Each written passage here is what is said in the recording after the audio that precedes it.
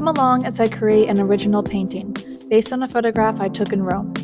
This piece was one of the most satisfying paintings I've created yet. I'll talk about my process, my background, and the journey I've taken to get to this place in my freelance painting career. I've always found joy in creating and sharing my art. When I started using social media, it became an outlet to share my art for fun. The feedback and challenges from friends and family kept me motivated and excited to create. Fast forward years later, and I'm still passionate about sharing my art. My journey took me through art school, where I discovered my love for animation. I was captivated by the idea of bringing art to life and the collaborative nature of the field. While studying animation, I began a self-employed freelance painting business, which helped me pay the bills for a couple of years during art school.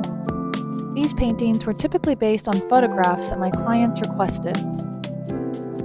After I graduated, I continued to freelance paint for about 6 months before I landed my first job in the animation industry. So I packed my bags, moved to Atlanta, Georgia, where I became a character animator for the TV show Archer. Freelance painting ultimately became a side hustle that helped me during the gaps between seasons of the show I was working on. Now I've created around 80 commissioned paintings. I have an online shop selling originals and art prints of my best commissions. After 7 years of navigating the highs and lows of freelance work, my content and quality have evolved significantly. Staying diligent with documenting and sharing my art online has established a sustainable path to earning income from my art. Now that I've given a little background about myself, I'm finally going to introduce this painting, which is a little different compared to what I typically do because it's not a commission.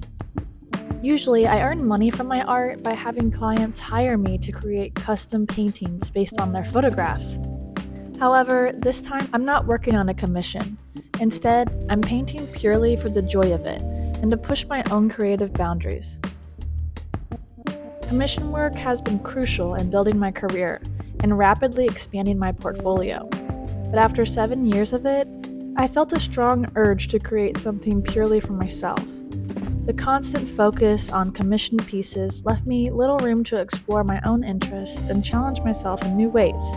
Although I know I'll come back to commissions eventually, it was a well-needed break to rediscover my passions and push my creative boundaries. This approach can be daunting because there's no guarantee that this painting will sell, and it requires a significant investment of time without the assurance of any return. This painting was inspired by my recent trip to Italy.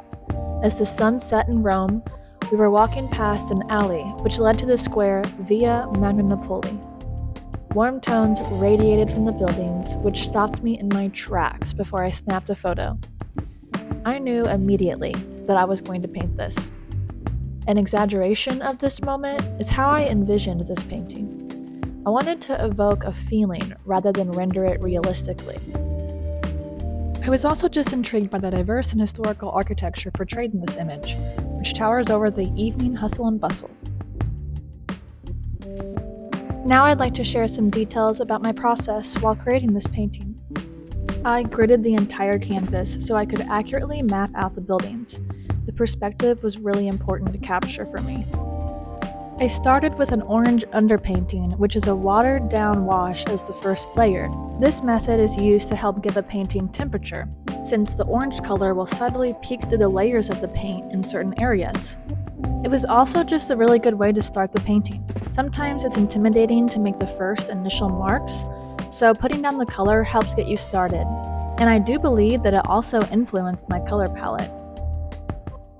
It was so satisfying to create these colorful gradients, straight lines, and geometrical shapes that make up the architecture. I felt accomplished and challenged after every painting session. The experimentation with color allowed me to explore things I wouldn't normally do.